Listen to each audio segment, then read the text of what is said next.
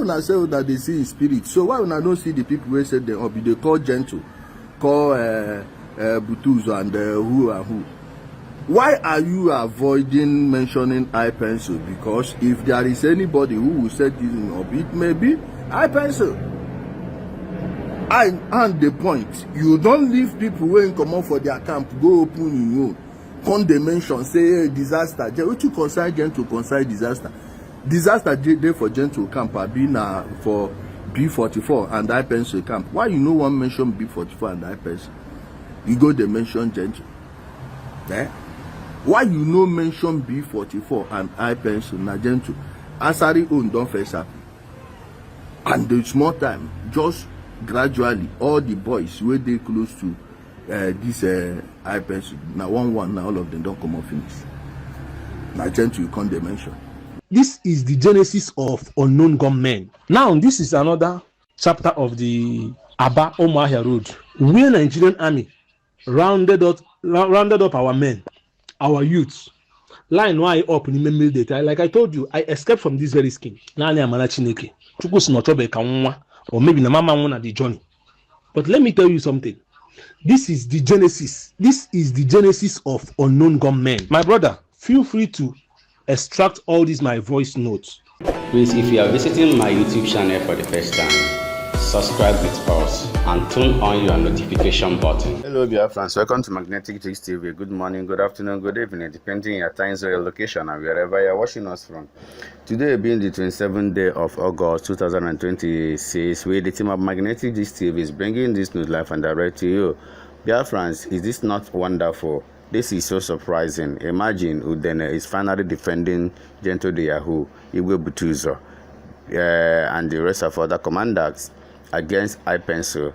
Udele in this video is accusing eye pencil of knowing what happened to disaster, and he defended that Gentle has nothing to do with it, because according to Udele in this video, some people are trying to blame Gentle for the buying of disaster. But here in this video, Udele has defended Gentle, saying that Gentle has nothing to do with that. Rather, the person that's supposed to be blamed is eye pencil. Guy, I don't understand Udele again. No? Has Udele changed? Like, is Udele now becoming friends to Gentle the Yahoo or Biafra Liberation Army, or is he trying to use another tactics to enter into these people? Well, we don't know.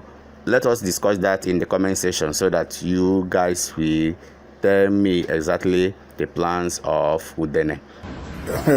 Our people say sometimes you get what they go to do, where go they make me they ask whether these people know they see Abi now fear, they fear some people. Kega ga-esi afụcha ụzọ na-asị mmụta ọkụ ihe agba n'aka ejikọ na-enye enene. First, this asari ụmụaka had problem with eye pencil, and eye pencil first they started denying they don't know what happened to him, though they tried to pin his kpaing on his girlfriend. Later he came out and admitted that they were the ones that took him, and they said he was alive. Now asari don't buy. Then disaster own can happen now. The news come dey spread say na people wey in come for their camp wan go open own set am up, and somebody go there somewhere one come dey blame who again. Abeg, okay, may una just watch this video first, may una listen to this guy wetin he talk. I'll come back. Mr. Udele, Mr. Udele, not Udele, Mr. Udele. Oh, if you don't know last time, please can you tell us this is why that Hitman's Nnamdi Kanu and entire Biafrans? You can feel the post to original woman, not Biafra. Okay, you are very stupid. Now that I see that you that is jealous you are a mama so you go Belabia. Jealous Igbo and Mpama. Now I see that you have slow mentality in a actual connection to the government, of which is that what you are asking for cannot reach your family. Okay. You Udele, call yourself Udele. God will punish you now and forevermore. God will punish you now and forevermore. Amitopa. China Kachi. What do you polish now for the more jail? Then you are a dead man who walking. Okay, make with the watch on. You know the year the Banza, the Utobo native doctor, the fake Dibia. All this nonsense. Shebi una say that they see in spirit. So why una don't see the people who said they be they call gentle, call Butuzo and who and who? Why are you avoiding mentioning eye pencil? Because if there is anybody who will set this in up, it may be eye pencil. And the point, you don't leave people waiting come out for their camp, go open in you. Come they mention, say hey, disaster. What you consign them to consign disaster? Disaster day for gentle camp are being for B44 and eye pencil camp. Why you no one mention B44 and eye pencil? You go they mention gentle. Eh? Why you no mention B44 and eye pencil na gentle? Asari own don't face up. And the small time, just gradually all the boys where they close to this eye pencil. Now one now all of them don't come off finish. Now gentle you can't mention. So Biafrans, now you can see the genesis of unknown gunmen has been revealed. So many accounts has come up to educate us why there was unknown gunmen. You know, after everything that happened in the past, how some Biafrans were by because they were not armed, they were only protesting, and after the buying from all the 5 states in southeast, how the security personnel by Biafrans, and that resulted into kammekwara ebe ahụ ka unknown gunmen bidozie, according to this guy who happens to be one of the front men. Listen to him in this video to understand what he said. I'm not a member of ESN. I'm not a member of Nigerian Biafra Liberation Army. As I'm talking to you like this now, it's Urebia, my kindred or my family. As I'm talking to you like this now, to God who made me and you, Oga and Dami Bidrona shown them mado. As of 2021, 22, 21, 22, 23, everywhere na Bayaragara village. My Ndami, our own house, ego, all nna m tara 6 rooms and parlor. Nna m tara afụ wee rụọ. Ndami jidere nwegi ọkụ, everything. Machine, enwere machine oge m nọ na village. Ọpala nne nwere machine na village. My father nwere machine nke ya nwa. 3 machine, 2 bicycle. Single property. One single property. Apụtara na that house. Every down thing, particulars, everything dị na ihe niile nwoke ji wee biri n'ụlọ ya jidere ọkụ si otu a jide ọkụ retuo down. Then ịpụtara otu ata na otu a nnọkịta na ọnọkọta mmadụ apụta na-eprichiri m one Nigeria, ọ na-eprichiri m peace na Nigeria nke anyị nọ na ya ka o nwere ọzọ. Na Nigeria nke anyị nọ na ya ka o nwere ọzọ.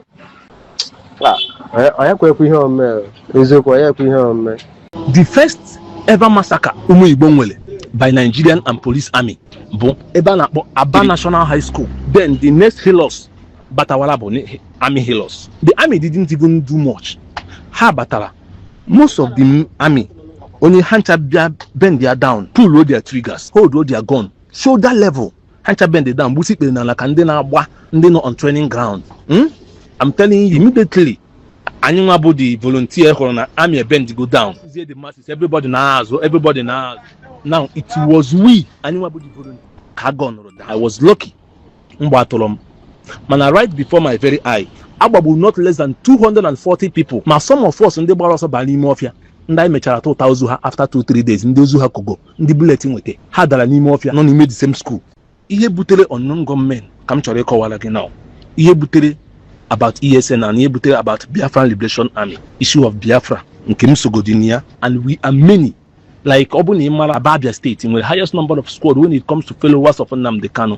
And now, within these followers of Nnamdi Kanu, there are able young men, able youths, well selected as Nnamdi Kanu special bodyguards, those who can serve as the army, people's army in the future. All these boys, including me, Nawagi here, We were all nurtured, we were all trained. Training in our training, how to terrorize people, how to treat people bad. It is training on how to guide and protect our people. Back then, the volunteer force, because we volunteered ourselves to guide our people. Oyamele, you watch as those of the protest and back then, 2015, 2016, 2017, and thereabout. All the volunteers now known at the forefront. We need to due to Nigerian army go used to Igbo during protest.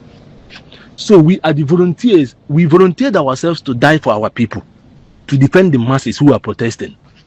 Most of the volunteers, we don't carry placards. I am Adeji placard in Nnamdi Kanu. I am Adeji banner Nnamdi Kanu or Biafra flag. No, Ndinebu Biafra flag in Abokalende non as the middle people. The volunteers, we normally chain our hands freely, empty-handed. I am Abundina on a forefront. Each time Wabona army bidoro fire by their bullets. The bullet in Adana. Most of us used to die. Police about tear gas. Sometimes when tear gas begin to flow, or danana, I rush a peak here with okwa honere, we throw it in the bush. At a point, when we tear gas my body begin to peel. My body may begin to peel. Agama sani medium. Agama sani midi. Because of tear gas and the pills from my body. The first ever massacre by Nigerian and police army, Aba National High School. You have heard about it, but let me assume that from Monday, now you are hearing from the horse's mouth, a member, an inner member, that I am a man of 24/7 present. I have a business. Some of our people na in the IPOB Biafra and miscreants. I have a shop, I have a business, and I'm run my business, and I'm my business, and my business was moving until Nigerian army began to clamp down on our people. Namely, our Senobo Nani Reziri Banan Nnamdi Kanu. Nigeria government because happy normally for me. That was it, because the first massacre melo Kobo National High School Aba. Only Obuna the state National High School Aba. So you are now hearing from the horse's mouth.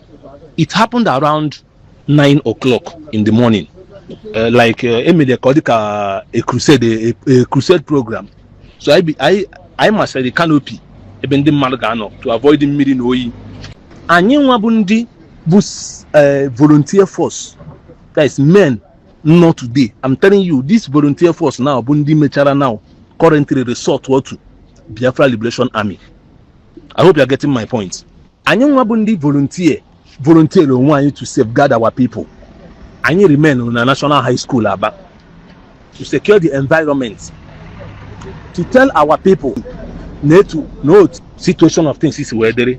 Nenda minabia, onyobuna me organize. Police in Abia, Onyaba also, Onyatona police okute. Nobody should throw pure water. Emanaba they used to pure water mogokute. You know that. So early morning around 8 o'clock, we began to get information that from Orata, men will not less than 15 to 20 healers, both army and police coming. Then the other people were coming down from Brass. Both of them are coming closer to that national high school Aba, where we gathered. What was our gathering for? Our gathering led by late Ikechukwu Igwoha, the other state national coordinator, other state coordinator, and yes, other state coordinator Ikechukwu Igwoha. Our gathering was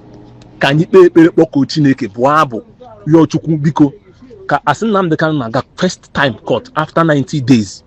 The first court one Nigeria government release that was our aim of the program. So on 8:30, this Nigerian army and police go very close. The national high school this Nigerian army go campus here. Some of them are go the mafia to make sure that na secretary the entire territory, the entire zone, the entire school. Immediately on 9 o'clock, after they must have concluded their calls and everything on how to attack and strike, they opened the gate. They came closer to the gate. First of all, they always approach with police. Police will always claim as police is your friend. That is how they act. Police came. they knocked on the gate because the school were gate. Our coordinators were pay gates. They said, who is your leader? I asked if I am a leader. Our leader is in Nnamdi Kanu. Apart from him, no leader. We just gathered to pray so that Nigerian government will let him go and release him. Police said, give us who is your leader here. Who gathered you people here? We said we don't have leader because we have to protect the coordinator. So the next thing Nigeria police will take him. So we insisted we don't have leaders among us. The only leader in Nnamdi Kanu. Then Nigeria police opened the gates. See from the back, open, maybe the bigger gate, maybe a wide. Their healers began to come in. This is the genesis of unknown gunmen. Now, this is another chapter of the Aba Umuahia Road, where Nigerian army rounded up our men, our youths. Line why up in the data. Like I told you, I escaped from this very skin. Or maybe the mama won at the journey. But let me tell you something. This is the genesis. This is the genesis of unknown gunmen. My brother, feel free to extract all these my voice notes. Feel free to extract all of them. Post it on your platform. Let our Igbo people who are following you to realize that this evidence is coming out from the direct horse's mouth. It's coming out from the horse's mouth. A witness, a victim of all these things. If you look at this video, or sorry, this picture here, some of these people already are dead. They were shot dead. Why the water was soaked with blood? Fear gripped the remaining of us. Until when the tear gas became much, even the army were not able to withstand the tear gas. And then we managed to run inside the bush. That is how I managed to escape. This is just a kind of a heavy intimidation. And some of these our Igbo brothers did not see anything wrong with all these things. More than 15 healers he told we not told the army they should not go to any other place to hide or throw away those bodies. That was why more than 150 to 180 people because all depends on the bulletin with the mud. All these people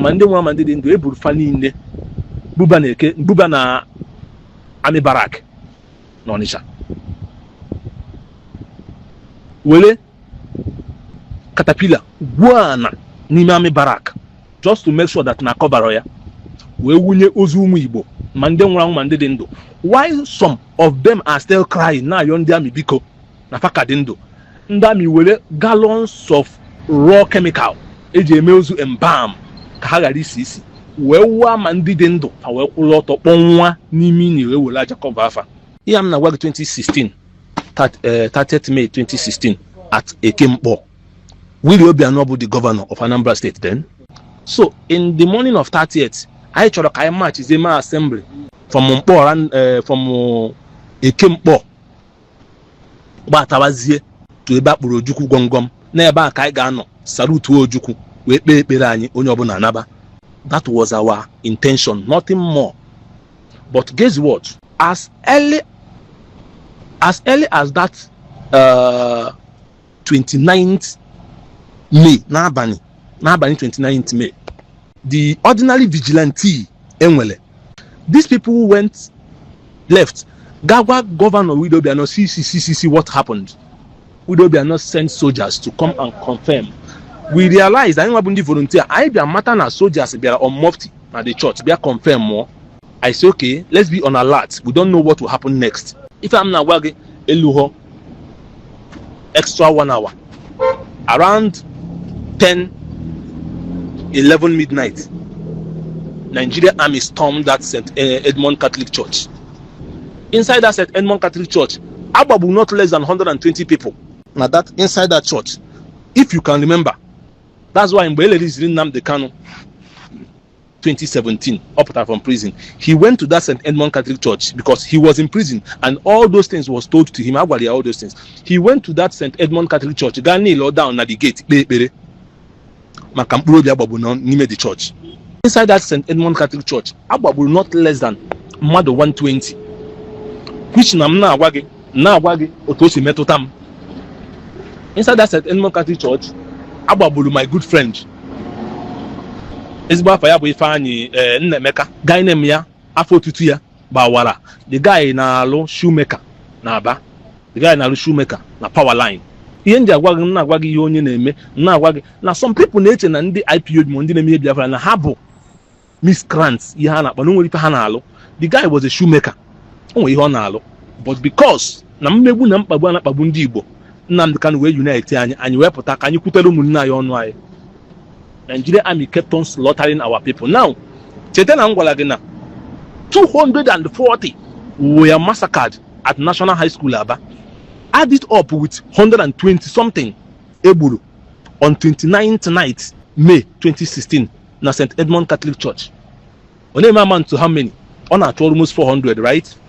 Then Ebulozo Awara and some of our people.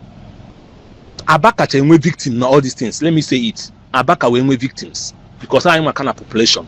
And we Gaba Ebulozo Awara, then he was still breathing. Only breathing, we bleed hardly. Obala Sochichayo on here because a lot of bullets by now. The guy couldn't survive it. On one, a deposit in maternity. I continue. We said that Nigerian army cannot break us until we achieve what we came to achieve. On the 30th May morning, as early as 5 o'clock in the morning, Ebu Habago, I went the information. I am a volunteer. I know inside Mpoaya Batago. We got information na ndị Nigerian Navy captured within Onitsha head bridge. I know none this Asababia, Umunani, Igbo. Nigerian Navy babu some of them, some of them na mmiri. As early as that morning. So some escapees bundi mere ka imana this thing. Una fear everywhere. Ozulo, we said we must raise our flag. Now the killings are go much, but we must raise our flag. On that 30th morning, around 7 in the morning, Ebu Adabakwa Nekempo. My friends say, only open be very careful. Now army also. I don't want to lose more men. Let's organize ourselves and see what next our commanders will do. Our commanders know we must march. Ihe game Bogene. Naiga are very careful and vigilant. I are gonna close to army. Obona army biaba. I dispatch ya. Buy another street. Organize ourselves. That we must go to a Kempo. Okay. Why we were doing this thing? Not knowing that Nigerian army are gonna within a Kempo. Hide there some shops so they locked up. Now our people began to march freely. I chere na Nigerian army drive go back. Can you make high chop? May our heroes just can you make adore our foreign heroes and go our ways? Not knowing that these murderous agents are hiding go. Dear, can you do the campo? About these people may open up. Where extra 150 and 280 people life mother gasalo about come first bullet boom during all these protests. I saw bullets flying before my very eyes. Nke turu me egwu na bullet gafele mwa na afu bullet with okuso ya na azu bullet gafe mu catch a young boy no na azu mu baya na enu anya the guy na eti anya ma anya mo. Our commander then bu Justice Ude, a guy from Ohofia. I see the guy gawa alosha mpo maternity. Agama means they will play the bullets. After get to the guy tine no bike, the budi agaba. Then the killing daddy too much. After people rasara, ozundi mad na blood, rasala na ekempo. We were terrified. Even my home didn't shake. Ababu another guy, Anakpo Sonny. One mommy, guy named ya Sunday, Sonny, a guy from Ebonyi State. Oh, my good friend. Oh, Moabu Abaya, Moabu Abaya. pick akpa ya ebe akpa ya tọsara n'ihu the church St. Edmund Catholic. Mụnwa butere akpa ya na ọ dịka Army were phone ya. Mụnwa butere akpa ya with gịnịkwa watch ya ebe ọ tọsara ya with blood tere ya na n'efe ya. Army buru ya buru ozu ya mụnwa were akpa ya ahụ keep it to myself until man naghachi Aba after 1 week because we were scattered. Naghachi Aba after 1 week, I got to our gathering meeting in submit akpa ya gwa ha na the guy na agbagburu ya, and I know from mgbe agbagburu because I was hiding somewhere when the body was taken away. Willie Obiano called the Nigerian army under his command that now this IPOB group of people now hang with a special media, and when I tell you that we have special media, Agamegosigi, the media of Abia State in Israel, the guy can cover from far distance. So we not told this army to make sure that na ozu na hababu na haburia. Let me show you this evidence. Media chairman, Abia State media chairman, Ahayabo Sonny, a very nice guy. I'm band up till now because we lost contact. This is Abia State Sonny, the media head. The guy can cover from far. The guy helped to cover a lot of things in those days. Then while we were still hanging in uncompleted building, Ebani Zoroma flat, where I kept parking one in the watch Nigerian army came back, begin to pick all the whole bodies on the floor, on the express of Ekempo. Now parking on their motor. All these people.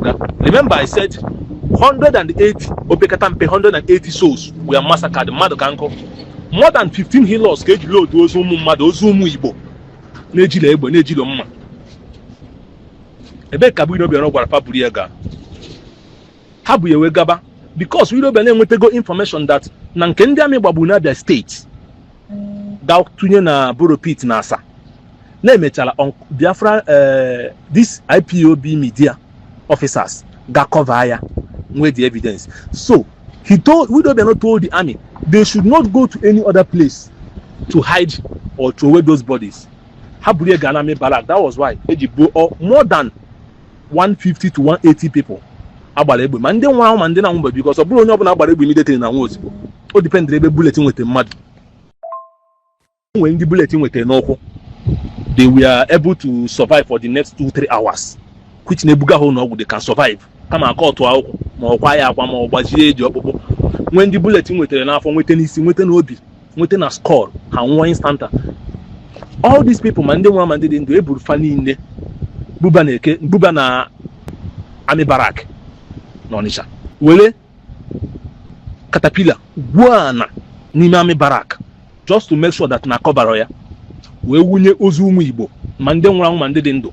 While some of them are still crying na ayọ ndị amị biko na faka dị ndụ, ndị amị were gallons of raw chemical eji eme ozu embalm ka ha ghara isi isi wee wụọ ma ndị dị ndụ.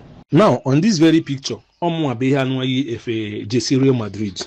Then the guy on black, oh my good friend, Boroya from Abia State. The 10 were only 3 days in Abia State. Pulu now Port Harcourt. Take Port Harcourt, hand over to SAS. SAS will iron hammer. Could you share the guy Yoko? Could you hear the guy Yoko? These 3 pictures now.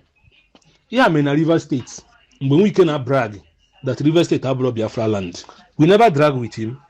We only went for protest. So he used the Navy and the Army to do the massive arrest. Our youth were captured. Park na Helos. So Gidonyo Bono Kubula na Army barrack. Nana Navy barrack. Now I will tell you something. The braveness of Igbo youth. Apobalani Nime one big cell. Where will raw tear gas, raw canisters. Where ba any nime ba. I suffer gidereya. Suffer gide for faint charamecha bini. It was one very evening. Kite maybe that 2 things one will happen. 2 things one will happen. It's either they killed us all, or we escape alive. That evening, men decided to push the wall down, which we did. I pushed the wall of the barrack down. More fence, at least 50 to 60 made escape. but the rest was gunned down by the open fire by Nigerian Army and Navy in Rivers State. Most of these men died. And some of these men, I'm telling you, some of us, umunne de ato, none of the same volunteer. Umunne de ano, none of the same volunteer. Umunne de abwa, none of the same volunteer.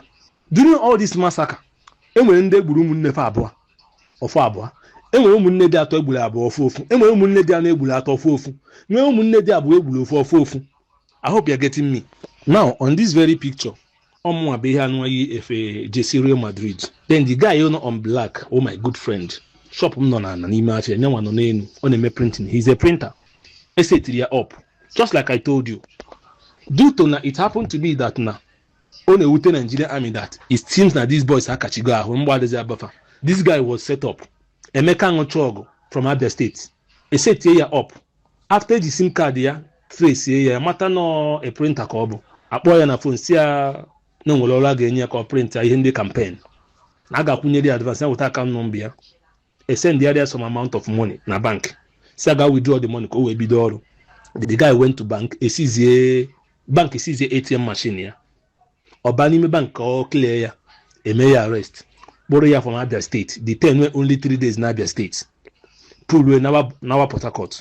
Take Port Harcourt, hand it over to SAS. SAS will iron hammer. Could you share the guy Yoko? Could you hear the guy Yoko? Today, if the guy is still alive, I don't know. Emeka Ngochogo, a young vibrant youth named Home. Head bridge on a massacre again. Head bridge. The head bridge issue may occur in August or September the same year. Kediye made you protest the block of head bridge because of the killings. And when made the protest, see we do be ano. Nya probe the killing of Igbo, including Nime Catholic Church. Na tuwegu Chineke na sopuru Chukwu. Why? Egeji order. Ewe di Igbo ndị Toria vote na Anambra State na Egbu. This protest may erupt. We lead the protest warranted not less than 2-3 million of people were block head bridge down to Okpoko, down to Tazan. And I know, dear before my eyes na head bridge, Nigerian army chere Urunimi Abani. These people will me pay before Nima Abani, before Nima Abani, Ababu the mother abwa, a small boy and a young lady.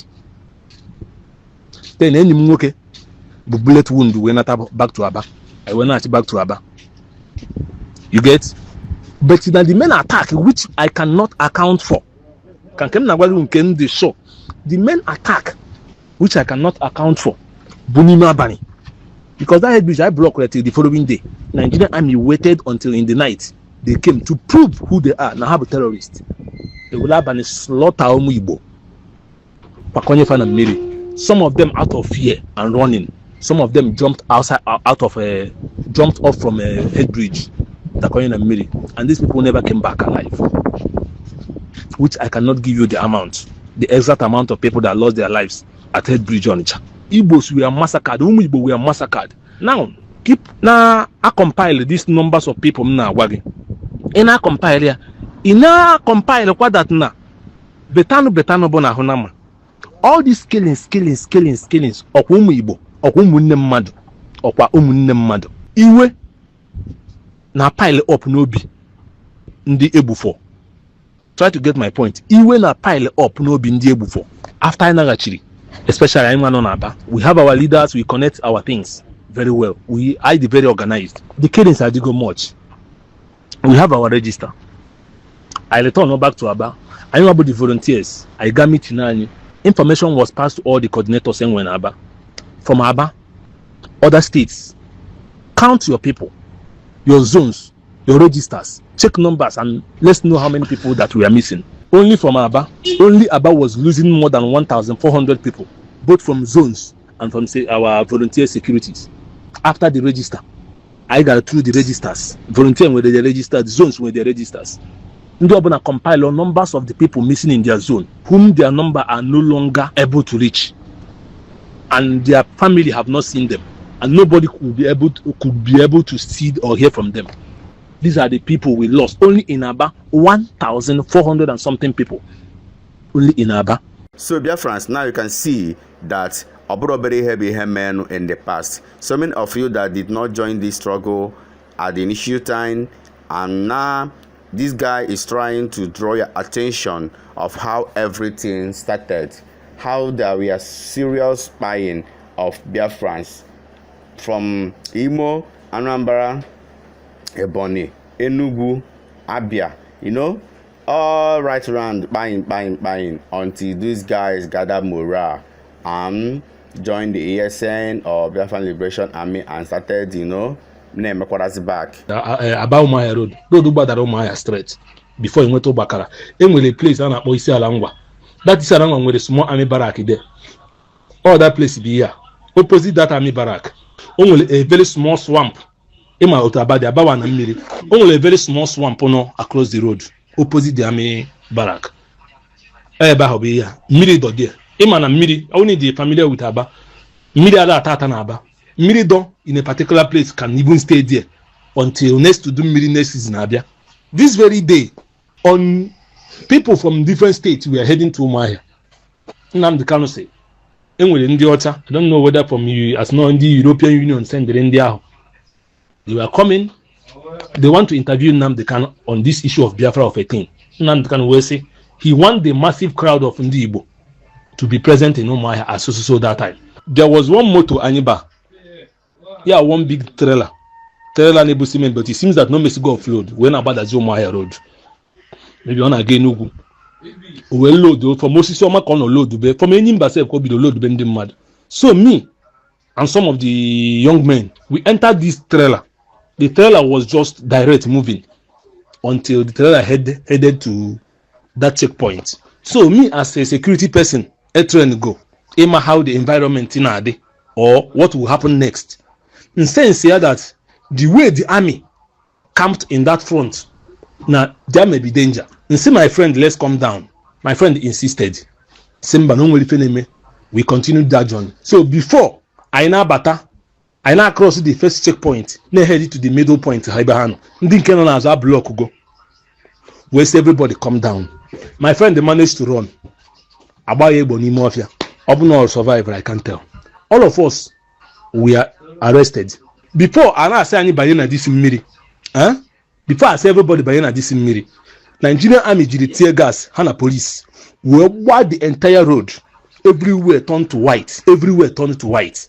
Then, because of the heaviness of the tear gas, even the army were also suffocating. Some of them were also suffocating. So I managed to escape from that skin, from that tear gas. I managed to escape. So the rest of the people who tried to escape as well were shot. Some of them were shot. Like this guy now. This guy was shot right in front of me at that very skin I'm telling you. That very skin I'm telling you. This guy was shot there. Abajiri Yoko. The guy couldn't hold on. He died there. He gave up. Then the rest of the people were asked to lie down inside that muddy water. Miri de tia eba akaso onye na lie down. Onye ona tinyishi ani made the miri over the miri. Nigerian army comprises of few Igbo, Yoruba and Hausa. Force what the youth I na miri de tia. I na the miri de tia. And the iweliti sigenu no di na miri na abagini mimo na abagina anya. They fire shot. Okay na water. This is what happened at Umuahia Road. About Umuahia Road. Isialangwa Army Barrack precisely. After I escaped, I later called some of my friends. Number how we did this thing. None of them I was not able to communicate with any of them till today. All these men allied down in Media. All of them were later taken away after hang meeting until evening. This army load them with motor. All of them. The young youths lining up in Huben Nnamdi Kanu, all of them were gone down. All of them were gone down. And the kafana aba kafana eburu. Alumele nani Igbo. Alumele nani Igbo. Alumele nani Igbo. Alumele nani Igbo. In the evening of 16th of September 2017, our three men na gate in Nnamdi Kanu with me, and I'm there. They said they want to go and withdraw money. Now that all the UBA bank no Yahoo. That is Yahoo FMC. That UBA not there. Either UBA or Facebook. I can't remember the name, but only bank not there. Not knowing that Nigerian army had dispatched some no one didn't only made the bank. These men were banner ATM can withdraw all this money. Nigerian army will open no fire on them. We ban Madabwa, but we Madabwa instantly. Madabwa Ababul, Ofonyebu, Chinedu, picture on my old phone, Samsung Mufulef, when happened Nigeria. The next person in Boom was this, Anaboya Moshe. Yeah, a guy named Moshe. A very hardcore, strong young man, like him and also about war and about war. Moan Bogwaka within the Nigerian army. Only one to say, I got fear Nigerian army butu all of these men. Because we all of us, we undergo training, we underwent training. Training I got a training as of then. I got our training to combat our enemies with Akagodi. That was our training. So we already had physical fitness. Chinedu and Moshe was gone down without any provocation, just because Nahabo, one of boys not been named the canon. They were gone down at that bank. Why? Osbaba Burufana army Burufa, Tina Moto Burufapua. Then one of them, I had the 3 galadi, he withdraw the money. Then one of them, I have Joshua. Joshua when you bala zero so bela pa when Natana ben nam the canon we Baba Bewezia, National Nigerian Army Camporo, opposite FMC. Nahaba Buna Chinedu and Moshe. Joshua Bewezie. So some of our men divide young over West Kafaga attack. Now they can't call them back. So don't attack anybody yet. Wait. Let's see what will happen next. Everybody know Miri. Abani that day ga. And I talk a man aga fozu. Even that these people. Their corpse was not found throughout the whole day. Then the next morning, I know what information. Now this army mega advance to Juku Bunker. Because early in the midnight, came move with the whole police in Ojuku Bunker. Army they take you over there. And that means the weather has to under the tunnel. Ojuku Bunker with tunnel outside the government house. Army say about a camp or and then the special deadly squad gauge the tank there camp be within Obakara, waiting for the signal to attack. As early as 9:30 in the morning, immediately army and go with the entire Farouk. Our generals, our commanders were saying Nnamdi Kanu, let's make move. Now the place had was conducive for him. Nnamdi Kanu takes off. It is true that it was very hard for him. Our leading from Afaruku because DSS has around their surveillance helicopter was on the air. I am telling you, as a living witness, everything happened within my very eyes. Nnamdi Kanu go from Afaruku. But within the enemies, they were still hoping and very much assured that Nnamdi Kanu cannot within. So they must slaughter anybody trying to blockade the compound or the street. And they must capture Nnamdi Kanu alive. They will kill anything living. So immediately it is 9:30 from Onwendin Keshi as Golden Guinea or Hamawunde Puru the attack. Listen, about that day, anyhow, Nigerian army opened fire with machine gun or AK-47. They planned it very well. The police saw Nigerian army were there. Galakamponi Ojuku Bunker. Ojuku Bunker no next opposite Nnamdi Kanu's house. Eba Kano now fires it tear gas now fly from above. Now land in the compound on Nnamdi Kanu in order to weaken the people, the boys, not be Nnamdi Kanu. Because those boys then, a guy is the compound and the Ezenawunia, the compound on Nnamdi Kanu. Nnamdi Kanu has already moved out. While the police were firing tear gas, Nigerian army from that Golden Guinea back, we say about Ope machine gun, no one more tank. That was my animal machine gun. As a young youth, as a young boy. Animal machine gun. That was my first day, A4 machine gun. No, Afro machine gun in action. Now look at their target. They needed to penetrate inside the gate direct. There was one guy called Ojuku from Delta State. We called him Ojuku because the guy with a face, no Ojuku. So we normally call him Ojuku. The guy almost on the gate because before you patter from inside gate, you must meet a guard on a gate here. The guy will search you, make sure you do anything harmful.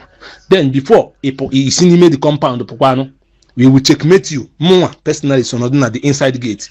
We will checkmate you to make sure no matter anything needs to happen.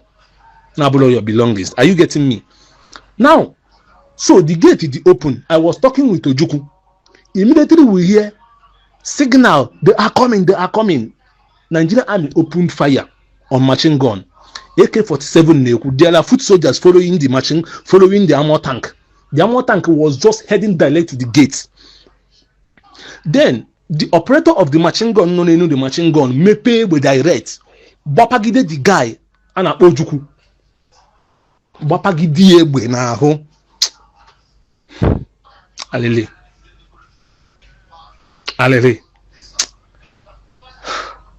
Echetagom ihe mere na gboo.